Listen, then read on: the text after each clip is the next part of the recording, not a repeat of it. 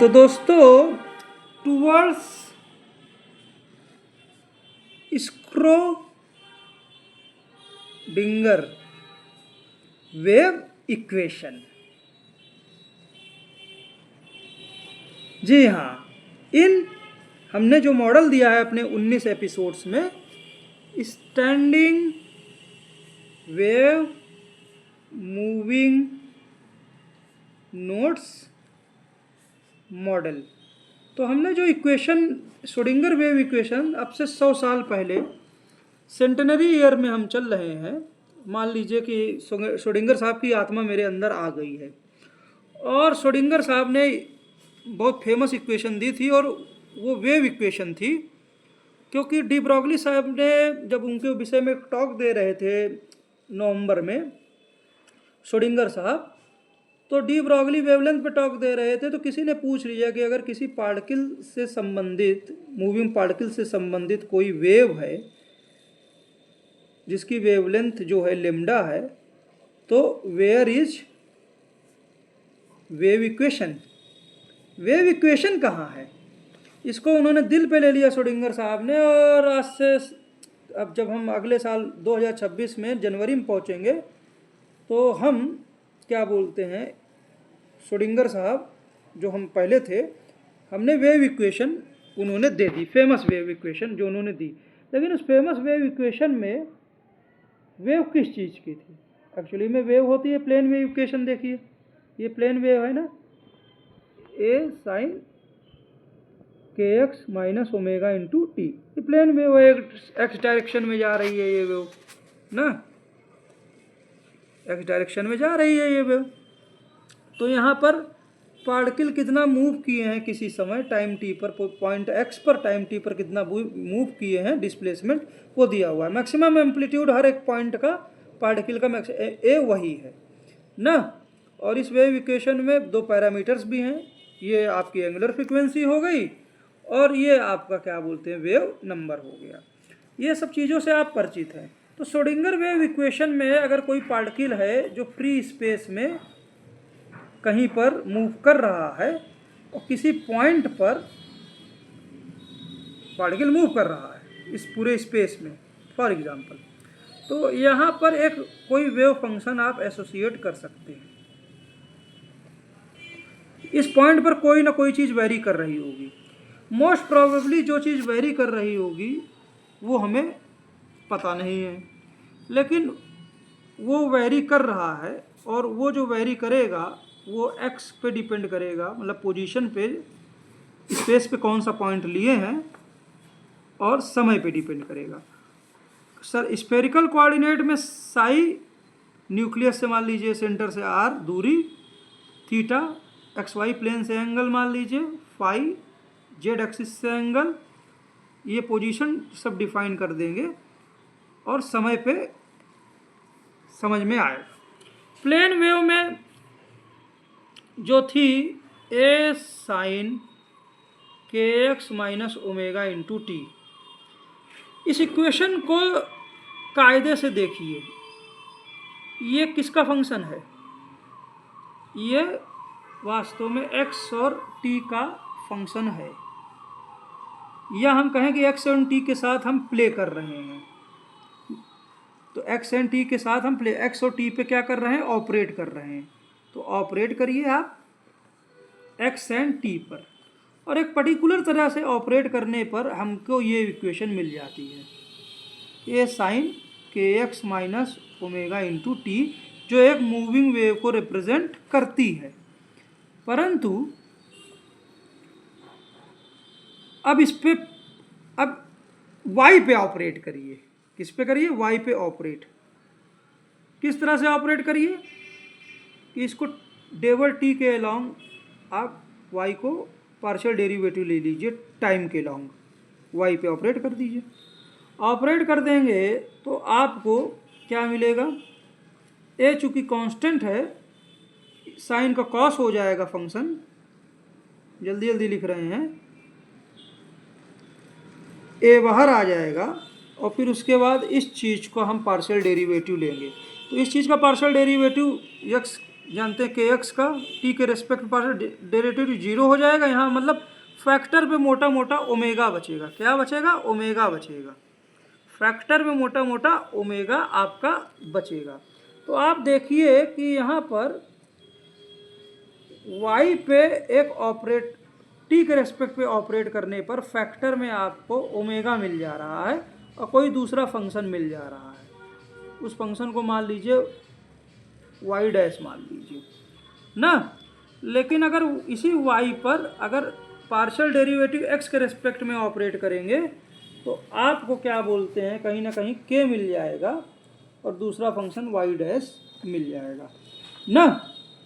तो यहाँ से आप देखिए कि श्रोडिंगर इक्वेशन में हमको पता नहीं है कि साई वास्तव में हर एक पॉइंट पर क्या चीज़ बदल रही है, लेकिन अगर समय के रेस्पेक्ट में ऑपरेट करेंगे तो कहीं ना कहीं ओमेगा मतलब फ्रीक्वेंसी, कहीं ना कहीं एनर्जी मिल जाएगी।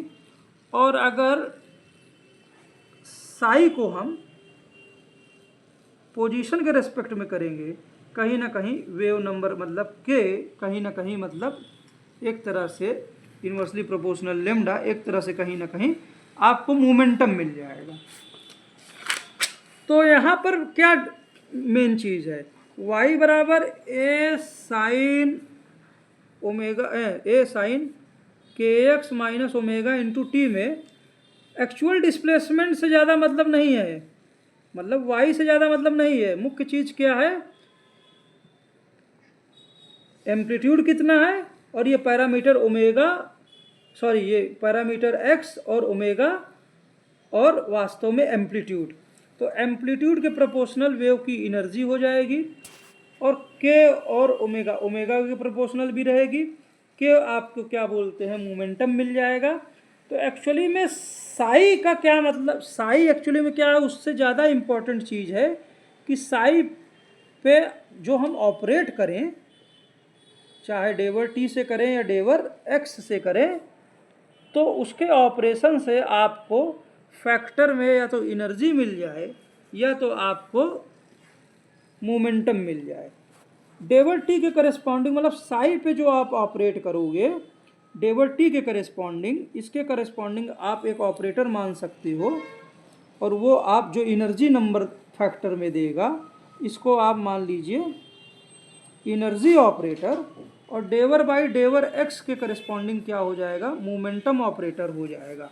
मतलब साई को अगर आप एनर्जी ऑपरेटर से वो करोगे तो आपका एनर्जी आएगा मल्टीप्लाइड बाई कोई दूसरा फंक्शन हो सकता है, मान लीजिए साई के बाद दूसरा फंक्शन साई डैश हो। इसी तरह से अगर साई पे आप मोमेंटम ऑपरेटर करोगे तो आपको मोमेंटम आ जाएगा और दूसरा फंक्शन साई डैश मिल जाएगा ना। अब y बराबर ए साइन के x minus omega into T था। यहाँ पर y जो था वो पार्टिकल का डिस्प्लेसमेंट था मीन पोजीशन पे ना, पार्टिकल का डिस्प्लेसमेंट मीन पोजीशन पे, यहाँ कम है यहाँ मैक्सिमम है, इस तरह से था। लेकिन अगर स्टैंडिंग वेव होगी तो वो क्या बोलते हैं, हर एक पार्टिकल जो है क्या बोलते हैं एक साथ फेज में होंगे। लेकिन एम्पलीट्यूड जो मैक्सिमम डिस्प्लेसमेंट है मतलब a, वो फंक्शन ऑफ x होगा।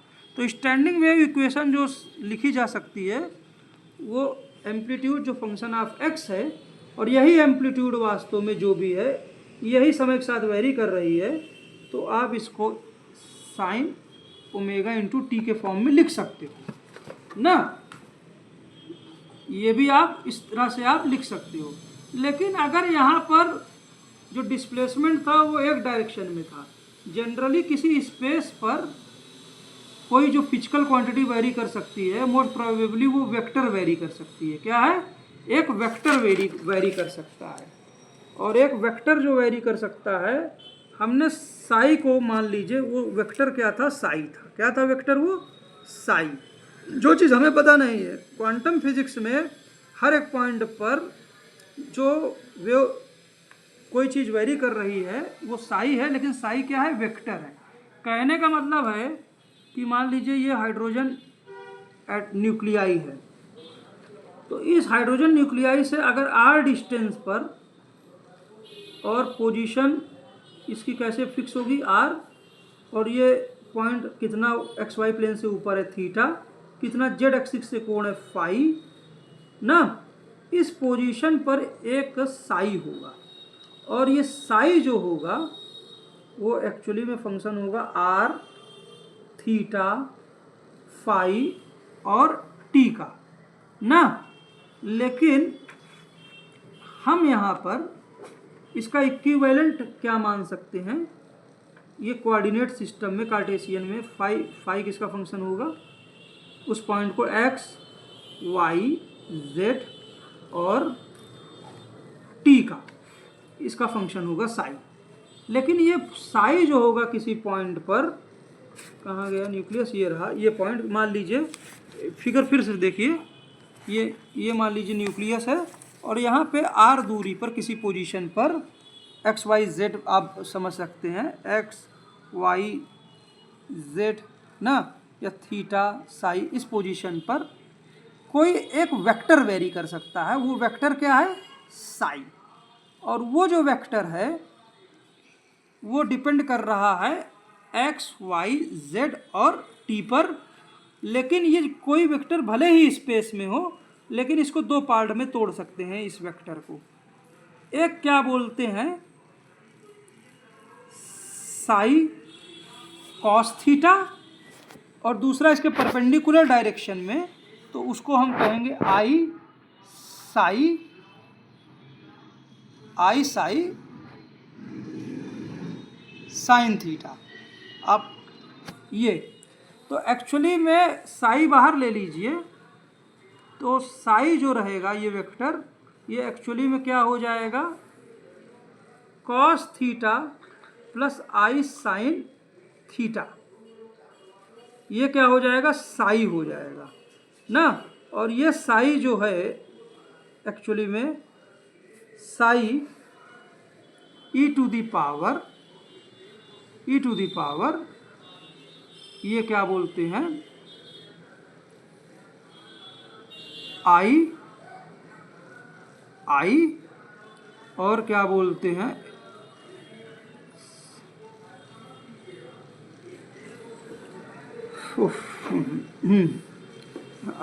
ई to the power i theta के फॉर्म में हो जाएगा, ये आपका साई हो जाएगा ना। अब अगर e to the power i theta, लेकिन जो श्रोडिंगर वेव इक्वेशन है जैसे मैंने बताया ना, इसमें साई एक्स वाई जेड और टी पे डिपेंड करता है। लेकिन चूंकि न्यूक्लियस के अराउंड इलेक्ट्रॉन एक तरह से स्टैंडिंग वेव के फॉर्म में है, तो वेव फंक्शन का जो फॉर्मेट हम लिख सकते हैं, एक्स वाई जेड टी को कैसे लिख सकते हैं, हर एक पॉइंट पर चूँकि एम्पलीट्यूड पोजीशन का फंक्शन है, एम्पलीट्यूड जो है वो पोजीशन का फंक्शन है, और वही क्या बोलते हैं, वेरी कर रहा है किसके साथ, e to the power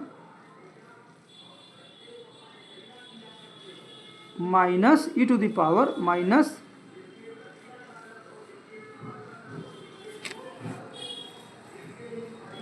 omega into t के साथ, किसी फ्रीक्वेंसी के साथ वो चीज़ वेरी कर रही है। E to the power minus i omega into t के साथ ये चीज़ वेरी कर रही है। ये और कुछ नहीं, e to the power i theta इस तरह की चीज़ है। तो ये एक्चुअली में psi cos omega into t plus i times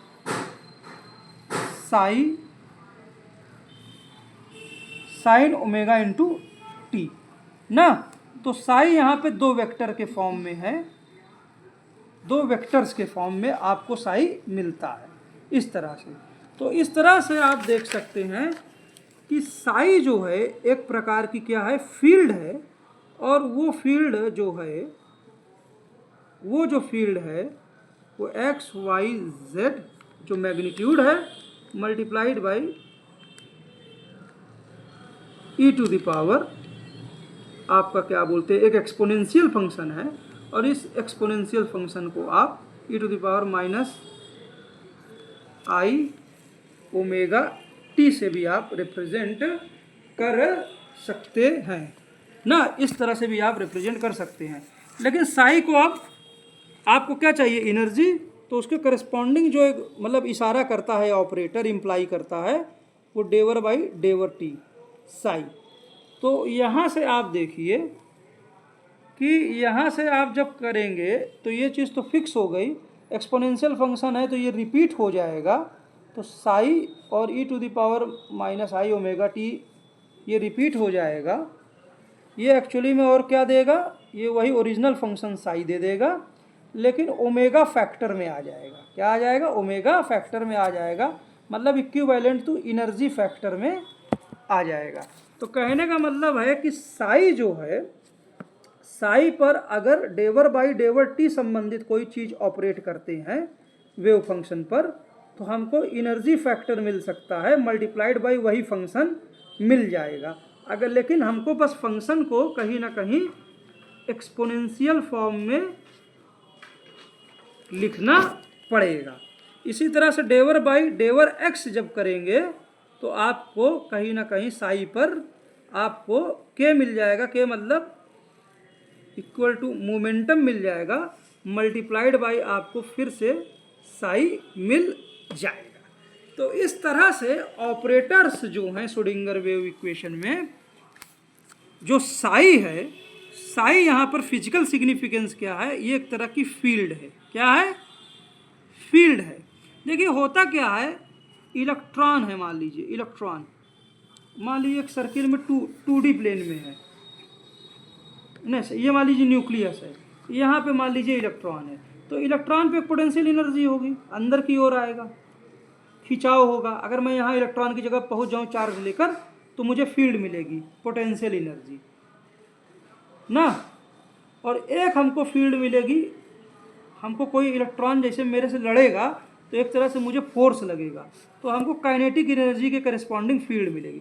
तो टोटल हमको यहाँ पर एक फील्ड मिलेगी, एक्चुअली में हमको टोटल एक फील्ड मिलेगी, जो पोटेंशियल एनर्जी फील्ड होगी कहीं ना कहीं फाई पी एक वेक्टर, और दूसरा जो होगा कहीं ना कहीं काइनेटिक एनर्जी फील्ड होगी ना।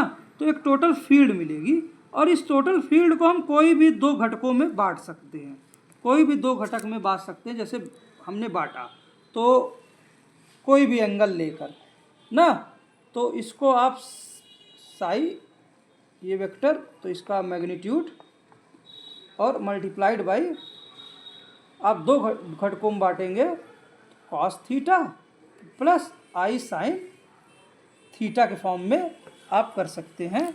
तो ये जो वेक्टर है एक्चुअली में इसका मॉड, या सिंपली इसको कभी कभी ऐसे ही छोड़ देते हैं, और ये जो चीज़ है ये e to the power i theta. तो साई यहाँ एक वेक्टर क्वांटिटी है ना। तो ये काइनेटिक एनर्जी, अब moving standing wave moving nodes model में क्या है कि हम मान रहे हैं कि जो न्यूक्लियस के अराउंड जो ये इलेक्ट्रॉन यहाँ पे था, ये छोटे छोटे पार्टिकल्स में ब्रेक हो गया, स्प्रेड हो गया। तो यहाँ पर इस इलेक्ट्रॉन जब था तो दो तरह के फील्ड थी, एक पोटेंशियल वाला फाई पी और दूसरा काइनेटिक वाला ना। लेकिन जब ये पूरा स्प्रेड हो गया इलेक्ट्रॉन, तो इस पॉइंट पे खड़े होंगे तो आपको पोटेंशियल वाली फील्ड मिलेगी, अगर पार्टिकल होगा तो काइनेटिक वाली भी फील्ड मिलेगी, तो ना। तो एक्चुअली में काइनेटिक एनर्जी हमारे कोई और नहीं है, जो काइनेटिक एनर्जी के कारण जो एक फील्ड महसूस होगी, वो एक्चुअली में वो भी एनर्जी का रूप है। और कहीं ना कहीं जो हमारा न्यूक्लियस है, इसके अराउंड इलेक्ट्रॉन एक तरह से नोड्स में, मान लीजिए यहाँ ब्रेक हो गया है, इलेक्ट्रॉन यहाँ नोड्स में ब्रेक हो गया है, मान लीजिए एक, और इन दो नोडों के बीच में स्टैंडिंग वेव जो है इलेक्ट्रोमैग्नेटिक फील्ड एग्जिस्ट कर रही है। और अगर नोड के करीब वाले एरिया पे अगर हम साई को कैलकुलेट करने की कोशिश करेंगे, तो साई पे दो वेक्टर मिलेंगे, साई पी और दूसरे का सम है साई के ई। बीच के एरिया में हमको साई पी ही मिलेगा। और ये साई कुछ और नहीं है, एक्चुअली में स्टैंडिंग वेव है। क्या है? स्टैंडिंग वेव है। और काइनेटिक एनर्जी चूँकि पार्टिकल टूट गया है तो कहीं ना कहीं पार्टिकल्स जो हैं वो नोड्स हैं, और उन पार्टिकल्स पर वास्तव में हम काइनेटिक एनर्जी का एक फ्लक्स, एक टाइप का, मतलब वहाँ पे भी एक फील्ड मिलेगी। और दोनों ही चीज़ें जो कहीं ना कहीं काइनेटिक एनर्जी के करस्पॉन्डिंग भी एक साई है। तो यहाँ से श्रोडिंगर वेव इक्वेशन में जो साई है, फिजिकल सिग्निफिकेंस, साई जो है एक वेक्टर क्वांटिटी है, और ये वेक्टर और कुछ नहीं है, ये एक्चुअली में फील्ड है, ये एक्चुअली में फील्ड है। और मोस्ट प्रोबेबली ये कौन सी फील्ड है? इलेक्ट्रोमैग्नेटिक फील्ड, जो स्पेस को भर रही है। और जिस जगह इलेक्ट्रोमैग्नेटिक फील्ड काफ़ी छोटे से एरिया में कंडेंस हो गई, वहाँ पे काइनेटिक एनर्जी की इक्विवेलेंट क्या बोलते हैं, आपको स्टैंडिंग वेव मिलती है। तो उम्मीद है इस तरफ पढ़ने की कोशिश कर रहे हैं। Thank you sir.